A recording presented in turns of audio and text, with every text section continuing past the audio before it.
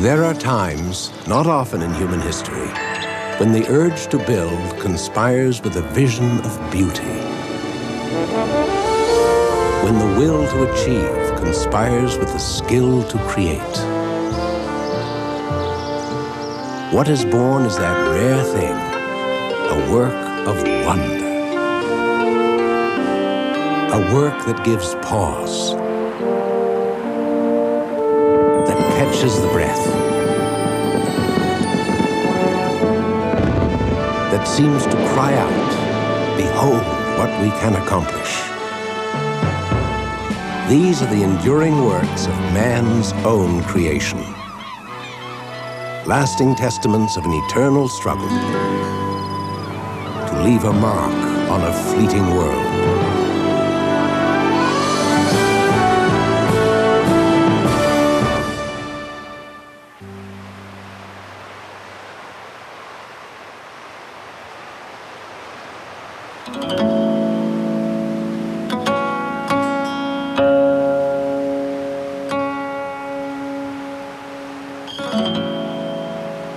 On the other side of the world, a new emperor scratched a man-made line of rock across the face of the earth, as if to say, even to the gods, here is my land, approach at your peril.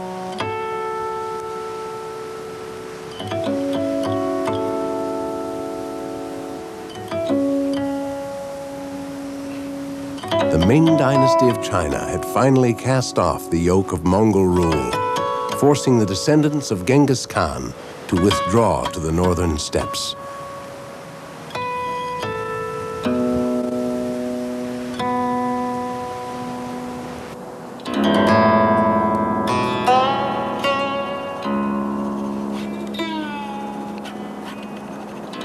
China, the Middle Kingdom, was again ruled by a Chinese emperor. And to defend the empire, the building of a massive wall was ordered, stretching from the Yalu River on the Bay of Korea to the wilderness of the Gobi Desert.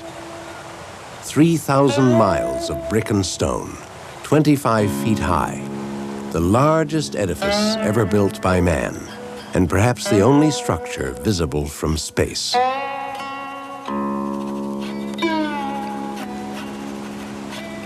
If it were laid end to end in the United States, it would link New York and Los Angeles.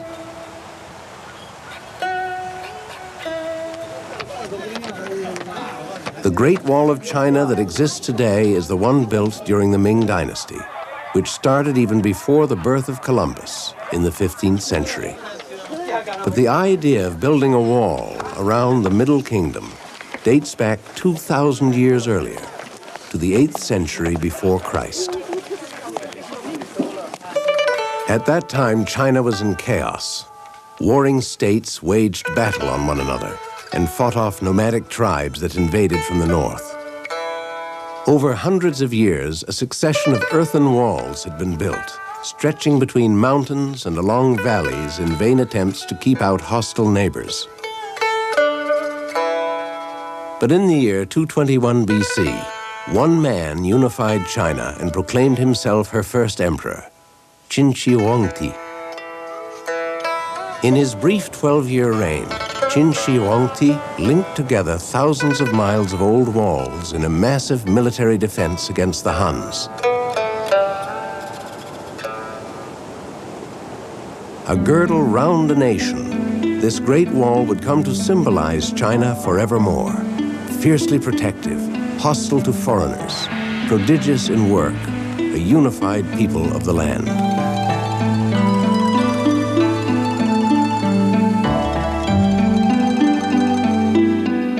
Qin Shi Huangdi's wall gave the Chinese a national identity they had never before experienced, and it meant security. The northern frontiers soon attracted settlers and farmers. In its protective shadow, traders ventured along roads leading westward, a journey over what came to be known as the Silk Route, bringing the riches of the Orient to India, Persia, and Rome.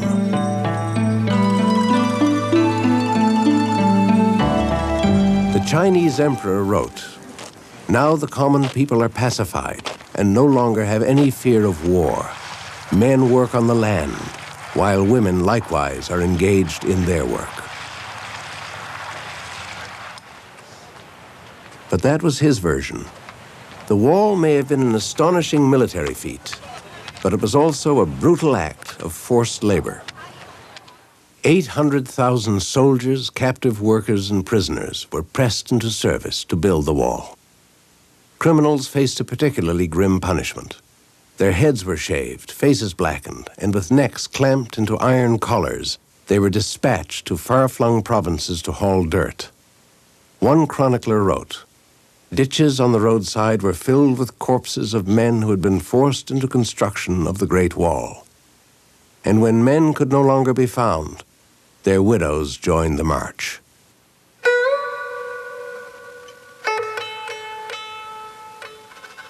One widow's story has passed into legend. Here at the eastern edge of the wall near the China Sea, a temple stands in tribute to Meng Jiannu.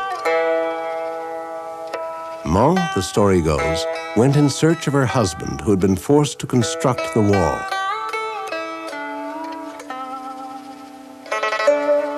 When she learned that he lay buried beneath the barricade, her copious tears made the wall collapse. She discovered her husband's bones and cursed the emperor. By denouncing the autocratic ruler, she became the symbolic voice of the common people against an almighty oppressor.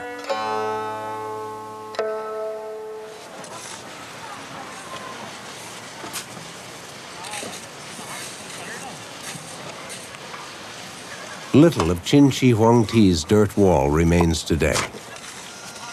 These stone fortifications are the result of 200 continuous years of restoration and building under the Ming Dynasty. Their work, in turn, is being restored even today.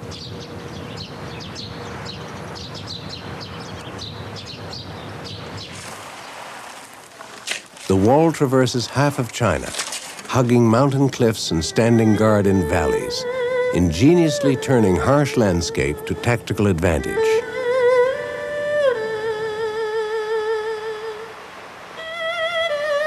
At the strategic garrison town of Sanhaiguan, a circular fortress 2.5 miles around overlooks the ocean like the head of a dragon snaking down to the sea. A moat 25 feet deep protects this gate, called the First Pass under heaven.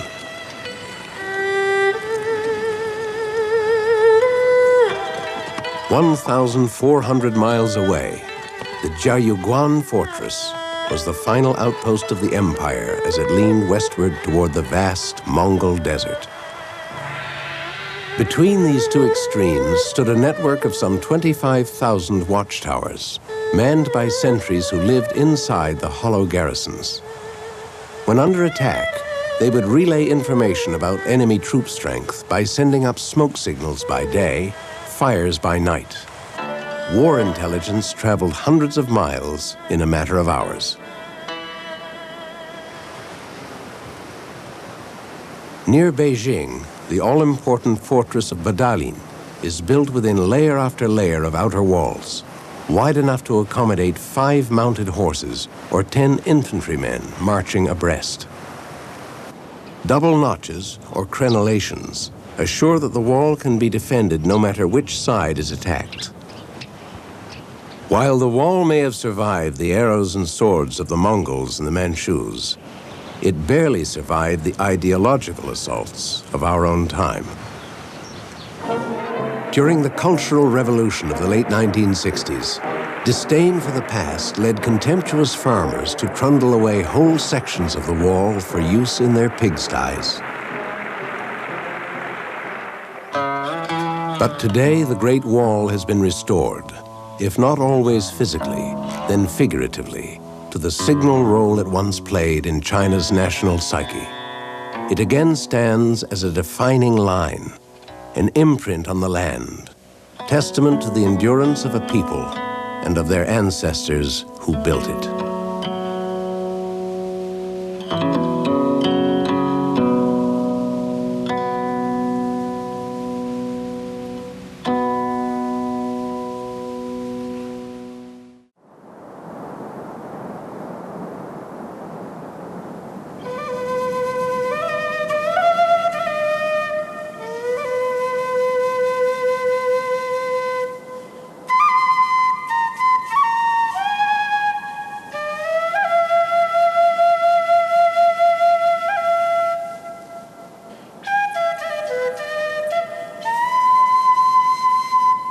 Perched high in the thin air of the Andes, 7,000 feet above the ocean, a mystery lay shrouded in the cloud forests for 4 centuries.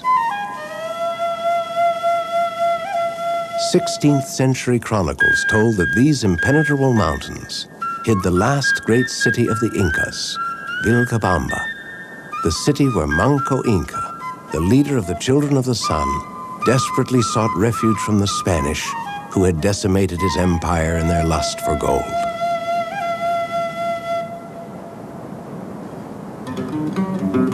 In 1911, a young American historian, Hiram Bingham, set out to chart the unexplored ruins of the Urubamba Valley in Peru. Local Indians guided him to a remote mountaintop, which at first seemed impossibly inhospitable to human habitation.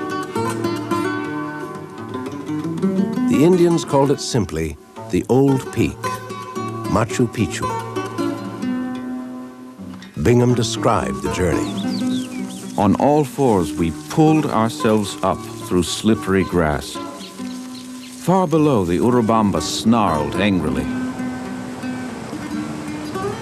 We rounded a knoll and suddenly faced tier upon tier of Inca terraces. What settlement had needed 100 such terraces? Enough food could be grown here to feed a city. This beautifully preserved sanctuary had obviously never felt the tramp of a conquistador's boot.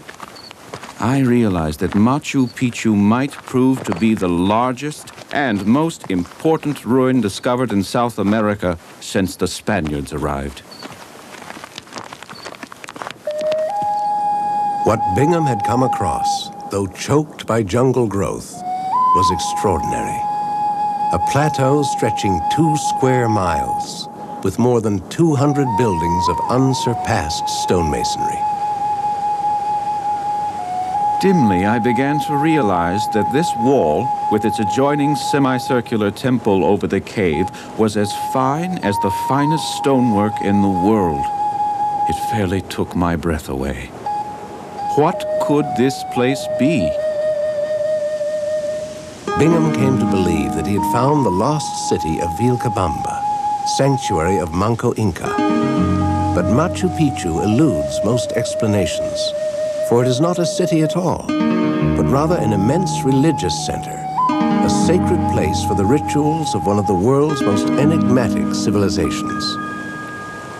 The Incas built an empire that at its height in the 16th century extended some 2,500 miles, the most powerful in South America. The Inca capital, Cuzco, swarmed with 100,000 people, and their wealth was legendary. This courtyard at Coricancha, the Temple of the Sun in Cuzco, was once plated with 700 solid gold sheets, each weighing more than 4 pounds. Like most of the Incas' treasures, it was looted by Spanish conquerors. The Incas were ingenious social organizers. Despite having no written language, they developed a sophisticated economy, hewing terraces into the steep terrain, irrigating them with canals, cultivating corn and potatoes, domesticating alpacas and llamas.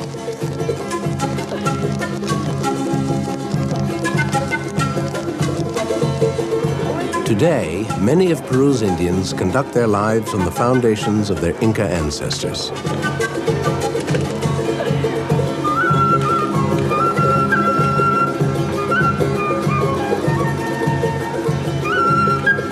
And speak the language, Quechua, once spoken in the temples of Machu Picchu.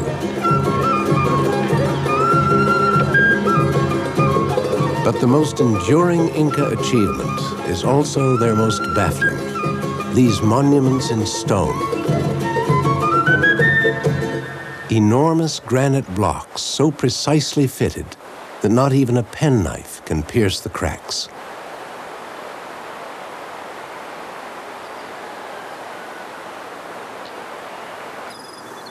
The builders hauled the blocks miles from their quarries.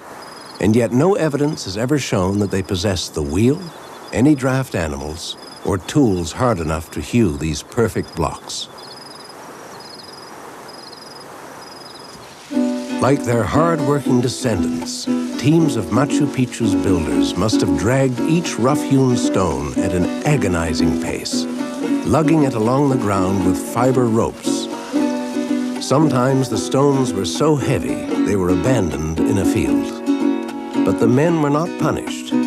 Rather, the Incas preferred to blame the rocks, calling them secusca, weary stones. Once on the site, the stones were fine cut and laid into place. As many as 40 angles would be carved in one rock face in order to secure a perfect fit or to create a delicate curve in a wall, as in the Temple of the Sun.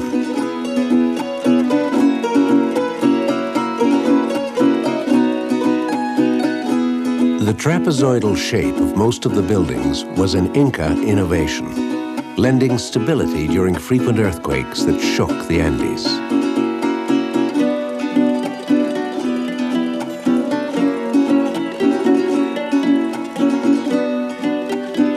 Most have survived intact, only their thatched roofs falling prey to 5 centuries of jungle weather.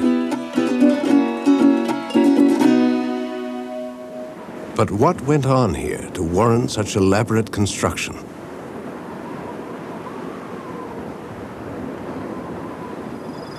Machu Picchu seems to have been a kind of sacred headquarters for the Inca religion, a religion based on worship of the sun and its progress through the heavens.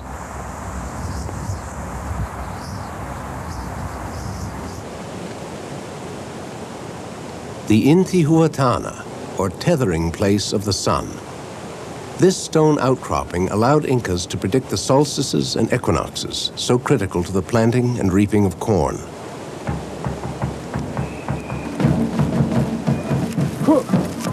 On the June solstice, marking the beginning of winter south of the equator, the sun was symbolically hitched to the land to ensure its return in the coming months.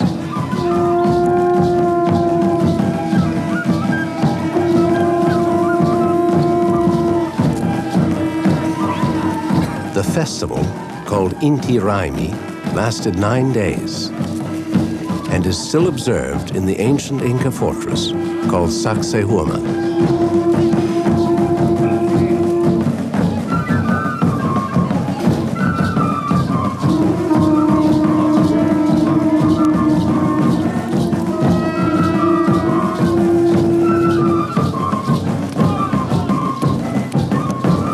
To the Incas, the sun was the divine father of all the people, and the king was the sun's regent on earth.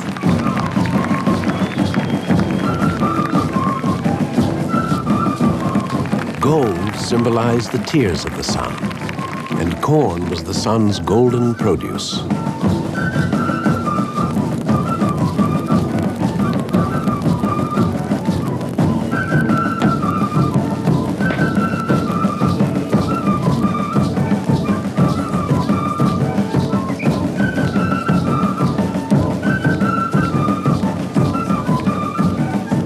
From this very fortress in the year 1536, the besieged leader, Manco Inca, fled to the hills forever. Only 4 years earlier, Francisco Pizarro had led a tiny band of Spaniards into the heart of the Inca Empire. Spurred by rumors of fabulous wealth and armed with superior weapons, fewer than 200 Spanish managed to conquer an Indian population of several million, kill their emperor Atahualpa, and loot the capital. By July 1533, the Spanish had collected 24 tons of gold and silver.